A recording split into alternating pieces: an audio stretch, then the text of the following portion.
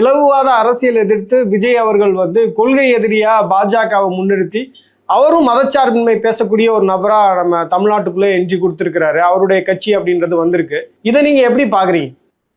இல்ல, அது வரவேற்கப்பட வேண்டியது. என்னை பொறுத்த மட்டுமே நாங்கள் எப்படி நான் இருக்கேன் கேரளா எக்ஸாம்பிள் உங்களுக்கு சொன்னேன். என்னன்னா, நீங்க தயவு செய்து இது ஒன்றை புரிஞ்சுக்க வேண்டும். கேரளாவிலே கம்யூனிஸ்ட் கட்சியும் காங்கிரஸ் கட்சியும் எதிரெதிர் முறையில் இருக்கிறோம். நாங்கள் 2 பேரும். ஆனா நாங்க எதிர்ப்பது பாஜகவை.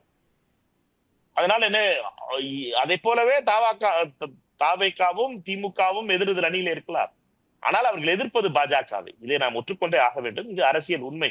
அதனால இப்ப என்னை பொறுத்த மட்டும் பாஜக காரர்கள், அமித்ஷா போன்றவர்கள் செய்கின்ற நரித்தந்திரங்களை நாம் புரிந்து கொள்ள வேண்டும். அவர்கள் மீண்டும் மீண்டும் தாவேகா தங்களோட கூட்டணிக்கு வரும் என்ற ஒரு சமிக்கையை வெளியில கொண்டு வருவது காரணம் என்றால் மக்கள் மத்தியில அந்த கன்ஃபியூஷன் வரணும், அந்த குழப்பத்தை விளைவிக்கணும். RSS அந்த திருட்டுத்தனமான அரசியல் என்பது அதுதான். மற்றவர்களை தங்களோடு கூட்டணி வருவார்கள் என்ற ஒரு பொய்யான பிரச்சாரத்தை அவர்கள் செய்வது என்பது RSS இந்த தேர்தல் அரசியலுக்காக அவர்கள் செய்கின்ற அந்த பொய் பிரச்சாரங்கள் முறியடிக்கப்பட வேண்டும். தமிழக மக்கள் எப்பொழுதுமே அதில் தெளிவாக இருப்பவர்கள்.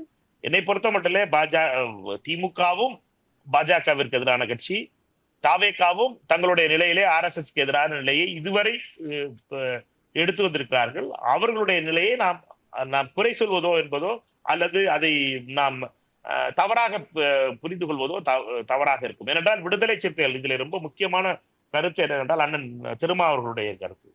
அண்ணன் திருமா அவர்கள் ஆணித்தரமாக RSS பாஜகவிற்கு எதிர்ப்பாக இருக்கிறார். அந்த அரசியலுக்கு, அந்த மனுவாத அரசியலுக்கு எதிராக அண்ணன் திருமா நிற்கிறார்.